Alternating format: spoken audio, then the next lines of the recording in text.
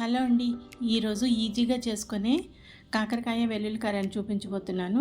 ఇది చాలా ఈజీగా మనం ఒక 10 మినిట్స్లో చేసేసుకోవచ్చండి. దీనికోసం ఒక పావు కిలో కాకరకాయలను తీసుకొని, కొంచెం పెద్ద కాకరకాయలు అయితే మధ్యలో కట్ చేసి లోపల ఉన్న గింజలు తీసుకోవాలి. చిన్న కాకరకాయలు అయితే కాయపళంగా గింజలు తీసుకొని వేసుకోవాలి.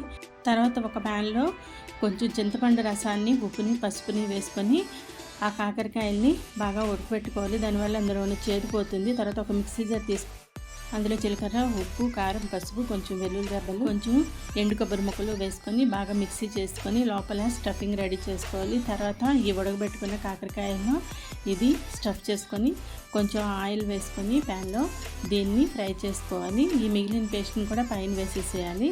అంతేనండి, ఎంత ఈజీగా చేసుకుని కాకరకాయ వెల్లుల్లి కారం రెడీ అయిపోయింది. ఇది చాలా టేస్టీగా ఉంటుంది.